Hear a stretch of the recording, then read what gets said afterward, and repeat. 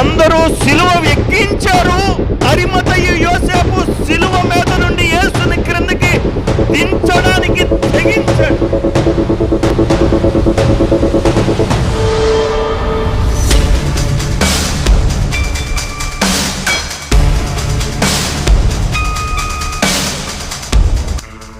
ప్రపంచమంతా ఒకవైపు ఉంది, అరిమతయి యోసేపు ఒకవైపు ఉన్నాడు.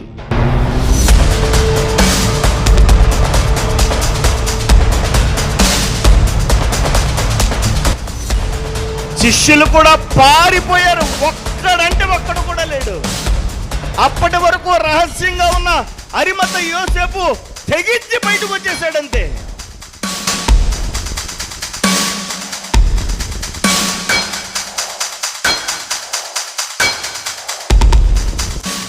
బయటికి బహిరంగంగా నేను ప్రభువుని నమ్ముకున్నాను అని చెప్పేవాడు కాదు, కానీ రహస్యంగా యేసునందు విశ్వాసం ఉంచిన వాడు.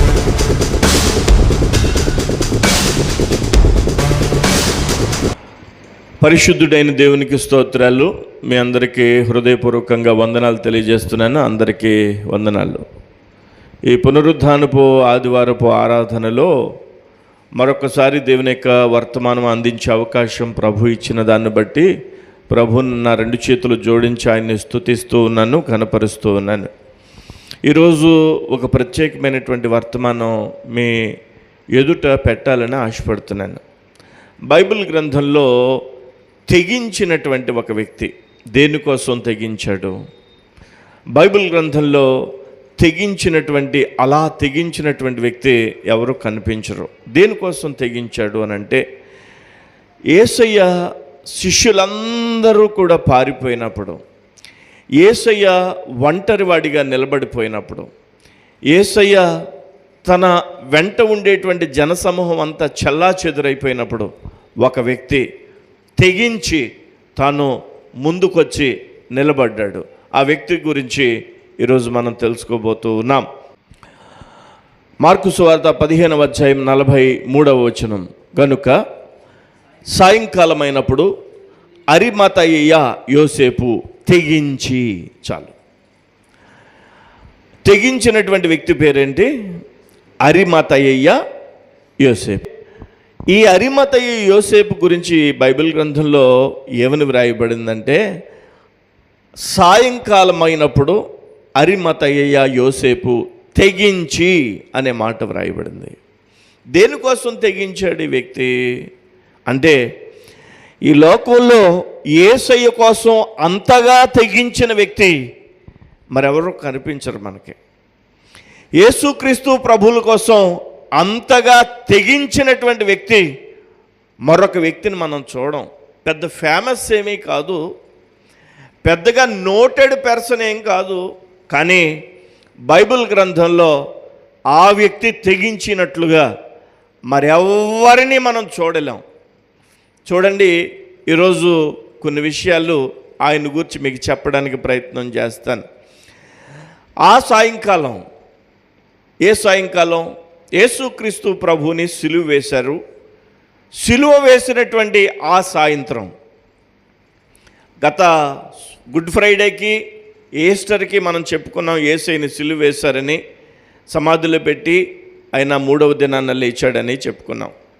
అయితే సిలువ వేసినటువంటి ఆ సాయంత్రం అరిమతయి యోసేపు తెగించి, దేవునికి మహిమ కలుగును గాక, యేసుక్రీస్తు ప్రభుని సిలువ వేశారు. సిలువ వేయండి, సిలువ వేయండి, సిలువ వేయండి అని కేకలు వేసి అన్యాయపు తీర్పు తీర్చి యేసుని సిలువ వేశారు. సిలువ వేయడానికి అందరూ ఏకమైపోయారు. లోకంలో ఉన్న అందరూ ఏకమైపోయారు. పోనీ తన కూడా ఉండేటువంటి శిష్యులైన తనతో పాటుగా ఉంటారా అంటే, వాళ్ళు కూడా పారిపోయారు. ఎక్కడ వాళ్ళు అక్కడికి బెదిరిపోయారు. తనతో పాటుగా ఉంటానని చెప్పినటువంటి పేతురు కూడా అబద్ధం ఆడేశాడు, ఒట్టు పెట్టుకోవడానికి సిద్ధపడిపోయాడు. యేసు ప్రభు అంటే ఎవరో నాకు తెలియదు అనేసాడు. అలాంటి పరిస్థితుల్లో తెగించి ఒక వ్యక్తి ముందుకు వచ్చాడు. ఆయన పేరు అరిమతయి యోసేపు. దేవునికి మహిమ కలుగును గాక. చూడండి, ఈ అరిమతయి యోసేపు ఎవరో మనం ఒకసారి పరిశీలన చేయాలి. అదే వచనం కాస్త ముందుకి చదివితే, పిలాతునొద్దకు గనుక సాయంకాలం అయినప్పుడు అరిమతయ్య యోసేపు తెగించి పిలాతునొద్దకు వెళ్ళి యేసు దేహము తనకిమ్మని అడిగాను.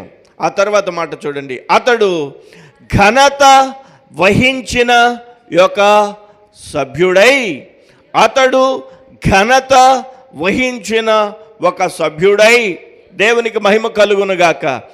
ఘనత వహించినటువంటి ఒక సభ్యుడు రాజ్యరికంలో, లేదా ఆయన ఉన్నతమైనటువంటి స్థితిలో ఉన్నటువంటి ఒక వ్యక్తి, ఘనత వహించినటువంటి వ్యక్తి, చాలా పలుకుబడి ఉన్నటువంటి వ్యక్తి, ఘనత కలిగినటువంటి వ్యక్తి, మామూలు సామాన్యుడేం కాదు, చిన్న చితక మనిషి ఏం కాదు, అతడు చాలా ఘనత వహించినటువంటి మనిషి ఈ యొక్క అరిమతయ్య యోసేపు. అతడు ఘనత వహించిన యొక్క సభ్యుడై దేవుని రాజ్యము కొరకు ఎదురు చూచువాడు, దేవుని రాజ్యం కోసం ఎదురు చూసేటువంటి విశ్వాసము కలిగినటువంటి వ్యక్తి ఈ యొక్క అరిమతయ్య యోసేపు. ఉండడానికి ఘనత కలిగిన వాడు, ఉండడానికి విశ్వాసం కలిగిన వాడు. ఇంకా ఏముందో చూద్దాం, ఇంకా ఎలాంటి మనిషి చూద్దాం. యోహాను సువార్త 19వ అధ్యాయము 38వ వచనం కూడా ఒకసారి చదువుదాం. యోహాను సువార్త 19వ అధ్యాయము 38వ వచనం. అటు తర్వాత యూదులు భయం వలన రహస్యముగా యేసు శిష్యుడైన, అంటే రహస్యంగా యేసుని వెంబడించేటువంటి వాడు, రహస్యంగా యేసునందు విశ్వాసం ఉంచిన వాడు. చాలామందిని మనం చూస్తాం. ఏమండి, మా ఇంట్లో వాళ్ళు ఒప్పుకోరండి మేము యేసు ప్రభుని నమ్ముకున్నామని తెలిస్తే, లేదంటే మా యొక్క బంధువులు ఒప్పుకోరండి యేసు ప్రభుని నమ్ముకున్నామని తెలిస్తే, మేము ప్రార్థనకి వెళ్తున్నామని తెలిస్తే మా వాళ్ళు ఒప్పుకోరండి, మేమేదో చాటుగా ప్రార్థన అయితే చేసుకుంటామండి అని చెప్తూ ఉంటారు. అరిమతయి యోసేపు అలాంటి వ్యక్తి అన్నమాట. బయటికి బహిరంగంగా నేను ప్రభువుని నమ్ముకున్నాను అని చెప్పేవాడు కాదు, కానీ రహస్యంగా యేసునందు విశ్వాసం ఉంచినవాడు, యేసుని వెంబడించేవాడు, కానీ యేసుని గురించి బాహాటంగా చెప్పేటువంటి వ్యక్తి కాదు. తాను రహస్య శిష్యుడు. ఈ రోజుల్లో కూడా చాలామంది రహస్య శిష్యులు కనిపిస్తూ ఉంటారు, మనకి చాలా చోట్ల కనిపిస్తూ ఉంటారు. కానీ యోసేపు రహస్య శిష్యుడు అప్పటి వరకు. అంతేకాదు అతను చాలా ధనవంతుడు కూడా. మత్తయి సువార్త 27వ అధ్యాయం కూడా ఒకసారి చూద్దాం. మత్తయి సువార్త 27వ అధ్యాయము 57వ వచనం. యేసు శిష్యుడుగానున్న అరిమతయ్య యోసేపు అను ఒక ధనవంతుడు. చాలు ఇతడు ఎవరట? ఒక ధనవంతుడు, ఒక ఘనత వహించినటువంటి వ్యక్తి, ఘనత వహించినటువంటి సభ్యుడితను. అంతేకాదు ఇతను ఇంకా ఏంటంటే రహస్య శిష్యుడు, విశ్వాసం రహస్యంగా కొనసాగిస్తున్నటువంటి శిష్యుడు. ఇలాంటి వ్యక్తిని గురించి ఈరోజు మనం చదువుతూ ఉన్నాం. దేవునికి స్తోత్రం కలుగును గాక. ధనం ఉన్నా కానీ నన్ను ధనం రక్షించలేదని యేసే రక్షిస్తాడని విశ్వసించాడు. తనకి ఘనత ఉన్న ఘనత నాకు రక్షణ ఇవ్వలేదు, యేసే నన్ను రక్షిస్తాడని విశ్వసించాడు. కానీ తనకున్నటువంటి విశ్వాసము రహస్యంగా ఉంచుకున్నాడు అప్పటి వరకు. యేసు సిలువలో మరణించడం కన్నులారా చూశాడు. యేసు సిలువలో మరణించడం కన్నులారా చూశాడు. ఈ ధనవంతుడైన, ఈ ఘనత వహించినటువంటి, ఈ యొక్క పలుకుబడి కలిగినటువంటి, రహస్యంగా అప్పటి వరకు యేసుని విశ్వసించినటువంటి అరిమతయ్య యోసేపు జీవితంలో కట్టలు తెగించుకుని ఒక తెగింపు కలిగిన వాడిగా మారిపోయాడు. అప్పటి వరకు చాటుమాటుగా దేవుణ్ణి ఆరాధించి దేవుణ్ణి స్తుతించేటువంటి ఆ వ్యక్తి వెంటనే దేవుణ్ణి బాహాటంగా ఆరాధించడం ప్రారంభించాడు. బాహాటంగా దేవుని కొరకు నిలబడిపోవడం ప్రారంభించాడు. శిష్యులందరినీ చూశాడు, పారిపోతున్నారు. జనాలందరినీ చూశారు, దూరంగా వెళ్ళిపోతున్నారు. యేసు ఒక్కడే సిలువలో ఉన్నాడు. ఆయన యొక్క దేహం, మరణించిన దేహం సిలువలో వేలాడుతుంది. అప్పుడు ఒక నిర్ణయాన్ని తీసుకున్నాడు. ఈ సమయంలో నేను కూడా శిష్యుల్లాగా వెళ్ళిపోతే బాగుంటుందా, లేదంటే ఇక్కడ నిలబడి యేసు నాకు కావాలి అని అడిగితే బాగుంటుందా? ప్రపంచమంతా ఒకవైపునుంది, అరిమతయ్య యోసేపు ఒక్కడు బరి తెగించి అనే పదం కరెక్ట్ కాదేమో, తెగించి అన్న పదం అంటే కరెక్ట్ ఏమో. ఈ యోసేపు తెగించి నిలబడ్డాడు. దేవునికి స్తోత్రం కలుగునుగాక. ప్రజలందరూ బహుశా ఏమన్నా అనుకుంటారేమో, అంతా యేసుకు వ్యతిరేకమైపోయారు, నేను ఒక్కడనే యేసు ప్రభుని నమ్ముకున్నాను అని అంటే ఎలా అంటారో ఏమంటారో అని చెప్పి అనుకోలేదు. ఈరోజు సమాజం, ఈరోజు బంధువర్గం, ఈరోజు ప్రజలందరూ యేసుని వ్యతిరేకించే వారిగా ఉండొచ్చు. ఆ పరిస్థితుల మధ్యలో నేను ప్రభువుని వెంబడిస్తున్నాను అని చెప్పగలిగే తెగింపు ప్రభువుకి అవసరం. ఈ అరిమతయి యోసేపు గురించి కొన్ని విషయాలు మనం చూద్దాం. చూడండి, అందరూ యేసుని చంపేయమని, సిలువేయమని, మరణశిక్ష విధించమని అన్యాయపు కేకలు వేస్తే యేసుని సిలువేశారు, సిలువలో వేలాడుతున్నాడు. 7 మాటలు అప్పటికే పలికేశాడు. ఇప్పుడు యేసు దేహాన్ని ఆ ప్రభుత్వం వారు ఏం చేయాలంటే తీసేసి ఎక్కడో చోట పడేయాలి. సాధారణంగా ఆ గొల్గొతా కొండ లోయలో పడేస్తారు అలాంటి దేహాలని. అయితే అక్కడ నిలబడి ఉన్నటువంటి యోసేపు అడుగుతున్నాడు, నాకు యేసు దేహం కావాలి, నాకు యేసు దేహం కావాలి అని అడుగుతుంటే అక్కడ ఉన్న వాళ్ళంతా ఆశ్చర్యపోయారు. పిలాతుకు వినిపించింది. పిలాతు వెంటనే శాంక్షన్ చేశాడు, అరిమతయి యోసేపుకి ఈ యొక్క యేసు ప్రభు యొక్క దేహం కావాలన్నాడు కాబట్టి అతనికి ఇచ్చేసేయండి, లోయలో పడేయొద్దు, అతనికి ఇచ్చేయండి. యోసేపు ఈ యొక్క అరిమతయి యోసేపు ఇప్పుడు సిలువ మీద ఉన్న యేసుని దించాలి క్రిందకి. సిలువ మీద ఉన్నటువంటి యేసు ప్రభుల వారిని దించాలి క్రిందకి. మార్కు సువార్త 15వ అధ్యాయము 46వ వచనం ఒకసారి చదువుదాం. మార్కు సువార్త 15వ అధ్యాయము. అతడు నారబట్టుకొని ఆయనను దింపి, ఒక్కసారి ఆగండి, తొందరగా వెళ్ళిపోవద్దు. అతడు వెంటనే ఏం చేశాడో తెలుసా? నారబట్ట కొనడానికి వెళ్ళిపోయాడు. నారబట్ట అంటే ఏంటో తెలుసా? ఒక పార్థివ దేహాన్ని చుట్టేటువంటి కొత్త తెల్లని వస్త్రం. యేసు ప్రభు యొక్క బట్టలు ఇప్పేశారు మిగతా వాళ్ళు, ప్రపంచం అంతా. యోసేపు మాత్రం, అరిమతయి యోసేపు మాత్రం యేసు ప్రభు దేహానికి కొత్త బట్టలు కొనుక్కొచ్చాడు. ప్రపంచం అంతా కలిసి యేసు యొక్క బట్టలు ఇప్పేసింది అప్పటి వరకు. అరిమతయి యోసేపు మాత్రం యేసు యొక్క మరణించినటువంటి ఆ దేహానికి నూతన వస్త్రాలు కొనడానికి వెళ్ళి నారబట్ట కొనుక్కొచ్చాడండి. నిలబడిపోయాడు. ప్రపంచం అంతా ఒకవైపు ఉంది, అరిమతయి యోసేపు ఒకవైపు ఉన్నాడు. యేసు బ్రతుకుండగా వెంబడించలేదు, రహస్యంగా వెంబడించాడు. కానీ కట్టలు తెంచుకునే తన విశ్వాసం, యేసు ప్రేమను చూశాక ఇంకా ఆగలేకపోయి వెంటనే కట్టలు తెంచుకుని తాను యేసు దేహం నాకు కావాలి అని అడిగాడు. ఆ దేహాన్ని నారబట్టతో, క్రొత్త బట్టతో చుట్టడానికి నారబట్ట కొనడానికి వెళ్ళి నారబట్ట కొన్నాడు. వెంటనే ఆయన ఏం చేశాడో తెలుసా? ఆయనను దింపి, దేవునికి స్తోత్రం కలుగునుగాక, అందరూ సిలువ ఎక్కించారు. అరిమతయి యోసేపు సిలువ మీద నుండి యేసుని క్రిందకి దించడానికి తెగించాడు. అర్థమవుతుందండి? ప్రపంచం అంతా యేసుని సిలువ ఎక్కించింది, కానీ అరిమతయి యోసేపు అనే ఒకే ఒక్కడు తెగించి సిలువ మీద నుండి యేసుని దించడానికి ప్రయత్నం చేస్తున్నాడు. యేసు దేహాన్ని క్రిందకి దించడానికి ఆయన దించి సిలువను పడుకోబెట్టి సిలువ మీద ఇప్పుడు నాటబడి ఉన్నాడు యేసయ్య.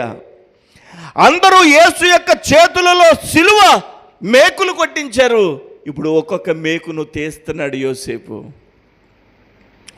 ఒక్కొక్క మేకును తీస్తున్నాడు. దేవాది దేవుడు ఈ అరిమతయి యోసేపు యొక్క ఆలోచన అంతటిని చూస్తున్నాడు. తాను ఏ విధంగా ఈ యొక్క అరిమతయి యోసేపు ప్రభువుని సిలువ మీద నుండి క్రిందకి దించాడో ఆ మేకులు లాగుతున్నాడో చూస్తున్నాడు. చూడండి ఎంత తెగింపది. నీవు నేను ఆ సమయంలో ఆ స్థలంలో ఉన్నామనుకోండి, నాకెందుకులే, నాకే పట్టిందా అని అనుకుని వెళ్ళిపోతాం. కానీ అరిమతయి యోసేపు అలాంటోడు కాదు. యేసు దేహం తనకిమ్మని అడిగాడు. తనకిమ్మని అడిగి క్రొత్త నారబట్ట తెచ్చి తాను సిలువ మీద నుండి క్రిందకి దించి ఆ సిలువకు నాటబడిన యేసుని పైకి తీయడానికి, లేవనెత్తడానికి ప్రయత్నం చేస్తున్నాడు. మేకులు లాగాడు. కాళ్ళకున్న మేకు లాగి తన యొక్క చిత్రవధ అయిపోయినటువంటి ఆ శరీరాన్ని పట్టుకోవడానికి కౌగిలించుకుంటున్నాడు. పట్టుకుని లేవనెత్తి, ఆ యొక్క దేహాన్ని లేవనెత్తి తాను పెట్టినటువంటి నార బట్ట మీద ఒక దుప్పటిలా పరిచి దాని మీద యేసు దేహాన్ని పెట్టి దాన్ని చుట్టి, చెప్పండి, ఈ యొక్క అరిమతయి యోసేపు ఏం చేస్తున్నాడో చూద్దాం. చూడండి, మార్కు సువార్త 16వ అధ్యాయము 46వ వచనం మరలా చదవండి. అతడు నారబట్ట కొని ఆయనను దింపి ఆ బట్టతో చుట్టి బండలో తొలిపించినటువంటి సమాధిలో పెట్టడానికి సిద్ధపడుతున్నాడు. మరికొన్ని మాటలు మనం చూద్దాం. యోహాను సువార్త 19వ అధ్యాయము 39వ వచనం చదవండి. యోహాను సువార్త 19వ అధ్యాయము 39వ వచనం.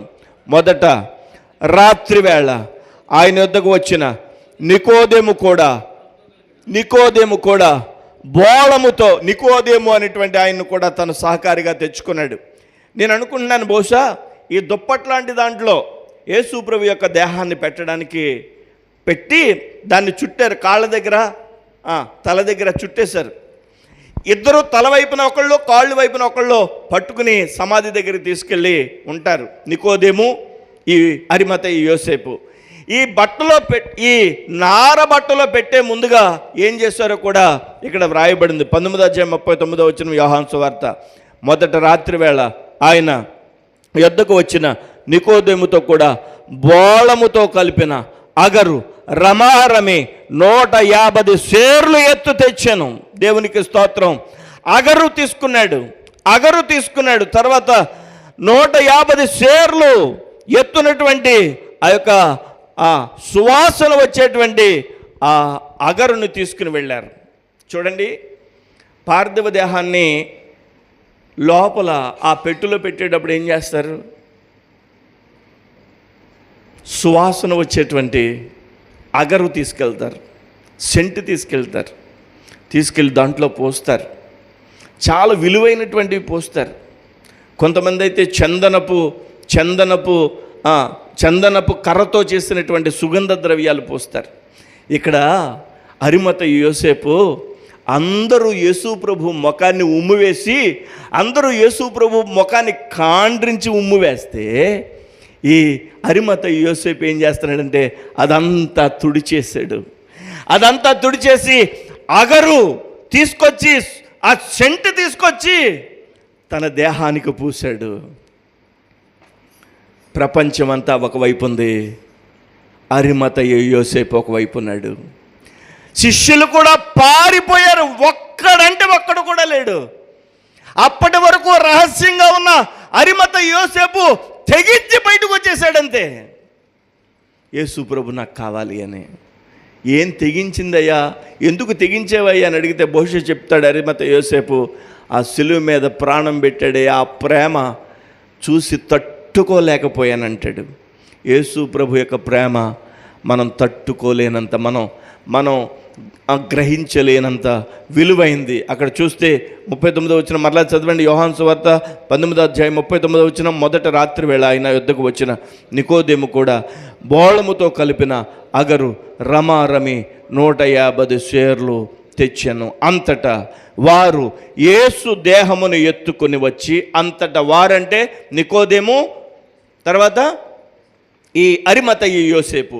ఒట్టి యోసేపు కాదు అతను, అరిమతయి యోసేపు నికోదేము కలిసి ఆ దేహాన్ని ఎత్తుకుని వచ్చి యూదులు పాతిపెట్టు మర్యాద చొప్పున, చూడండి గ్రహించాలి, యూదులు పాతిపెట్టు మర్యాద. అంటే ఒక పార్థివ దేహాన్ని ఒక మర్యాద ఉంటుంది. మర్యాద. యేసు ప్రభుని అమర్యాద చేశారు ప్రజలంతా, అంతేనండి. అమర్యాదగా ప్రవర్తించారు. ఇక్కడి నుంచి వెంట్రుకలు ఇలా లాగి, అరే ఎవరు లాగాడో చెప్పు, వెనక నుంచి కొట్టి నువ్వు దేవుడు కదా, ఎవరు కొట్టారో చెప్పు, కాండ్రించి ఉమ్మూసి అసహ్యంగా మాట్లాడి యేసు ప్రభుని అవమానపరిచారు. కానీ ఈ అరిమతయి యోసేపు వచ్చి ఏం చేశాడో తెలుసా? అరిమతయి యోసేపు వచ్చి మర్యాద చేశాడు.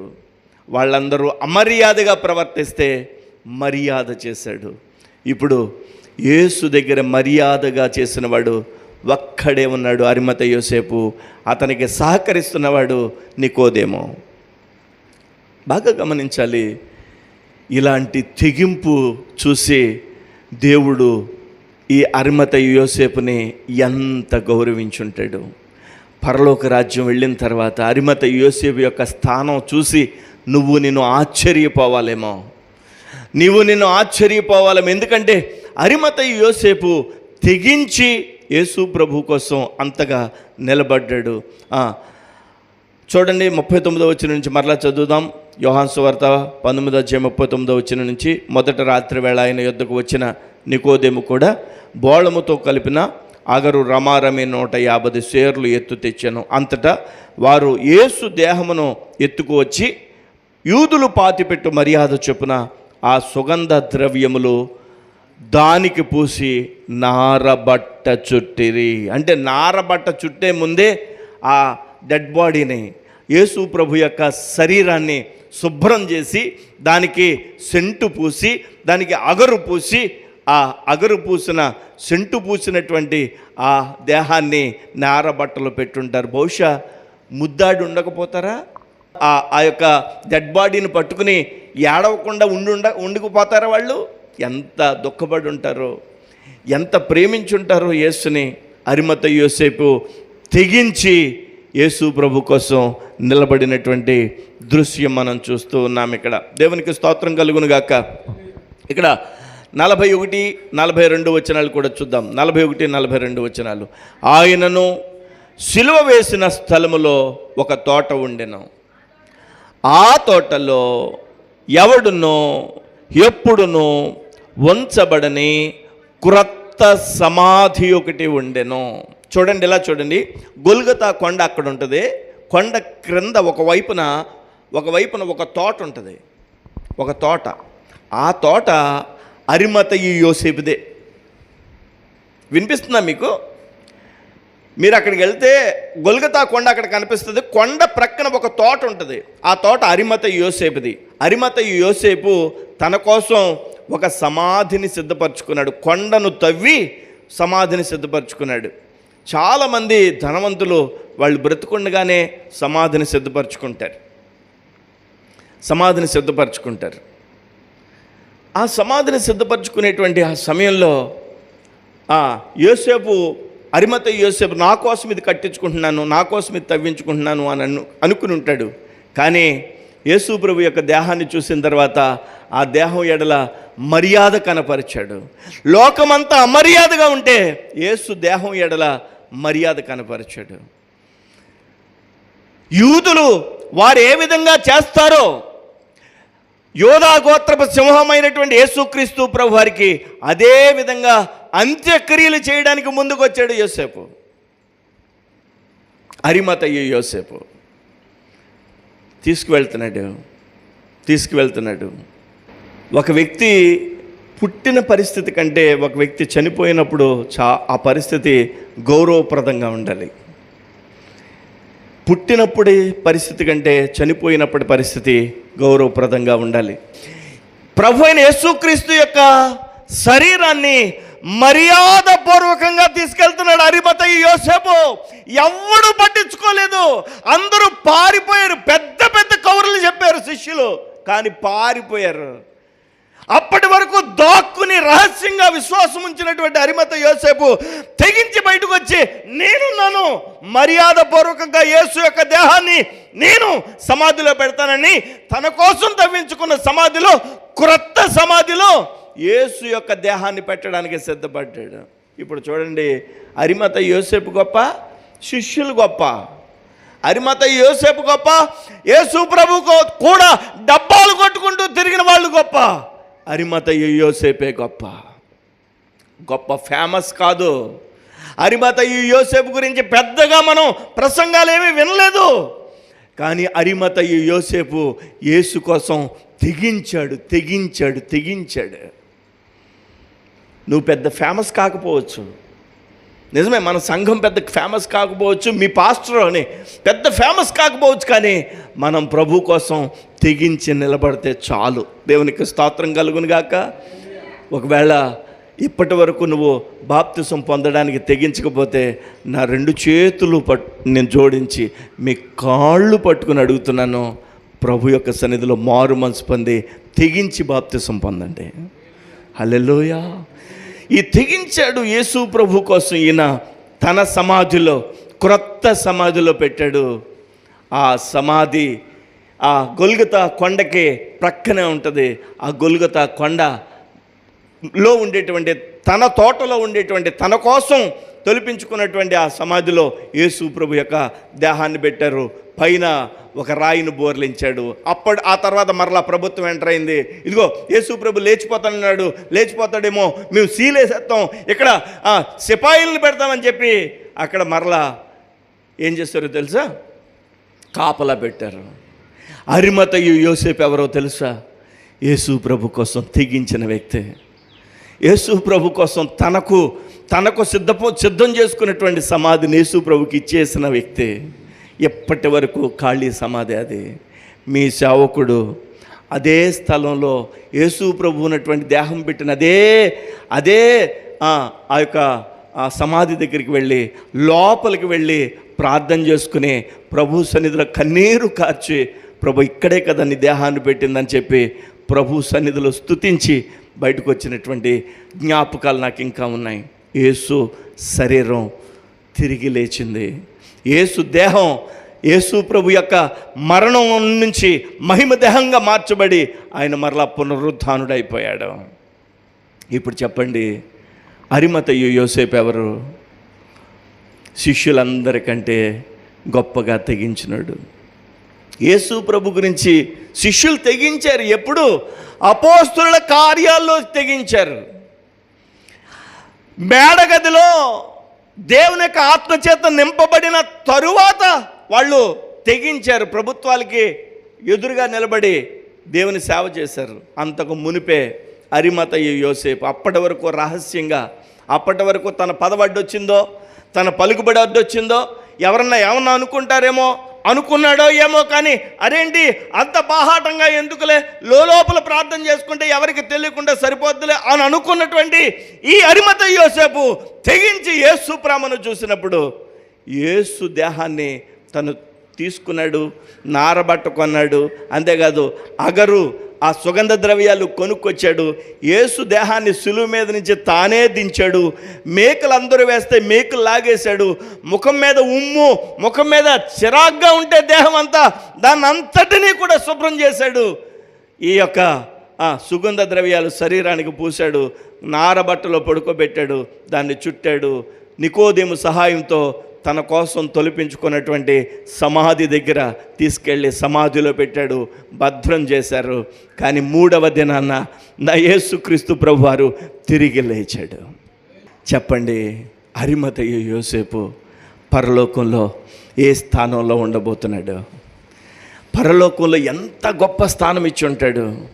తన దేహానికి విలువిచ్చినటువంటి యేసు ప్రభుని వెంబడించినటువంటి అందరూ వద్దన్నప్పుడు, రాజ్యాలే యేసు ప్రభుని వ్యతిరేకించినప్పుడు ఒక్కడే ముందుకొచ్చి యేసు నాకు కావాలి, యేసు దేహం నాకు కావాలి అని అడిగినటువంటి అరిమత యోసేపుకి ప్రభు అయిన దేవుడు ఎంతటి విలువిచ్చుంటాడు. నువ్వు నేను ఏ విషయంలో తెగించాం? యేసు కోసం మనం ఏం చేయగలిగాం? యేసు కోసం ఏం చేయగలిగాం? నేను చెప్పగలను, నేను ప్రభు కోసం నా జీవితాన్ని ప్రభు కోసం ఇవ్వగలిగాను.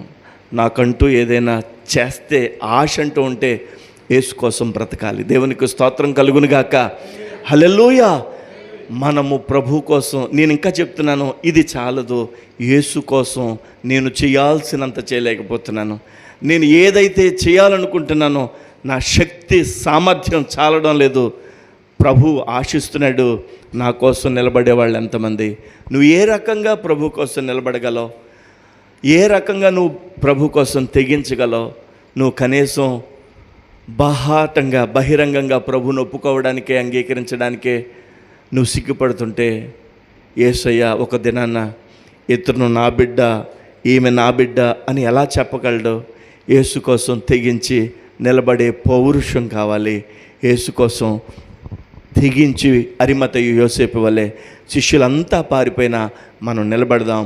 ప్రభు యొక్క కృప మనకు తోడై ఉండునుగాక. ప్రభు అయినటువంటి యేసుక్రీస్తు రహస్య శిష్యుడైనటువంటి అరిమతయి యోసేపు తెగించాడు. రహస్య శిష్యుడు అయినటువంటి యోసేపు తెగించాడు. అలాంటి తెగింపు మన జీవితంలో కూడా ప్రభు కొరకు కావాలి. మనం ఇక యేసు ప్రభు దేహం కావాలి, సమాధిలో పెట్టాలి, అంత సీనేమీ మనకు లేదు, అంతేమీ అక్కర్లేదు, అదంతా అయిపోయింది. కనీసం యేసు కోసం సాక్షిగా మిగిలిపోదాం.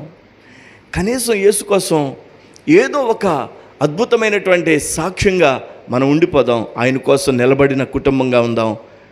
ఆయన కొరకు నమ్మదగిన కుటుంబంగా ఉందాం. దేవుడి మాటలు దీవించి ఆశీర్వదించునుగాక. ప్రార్థన చేసుకుందాం.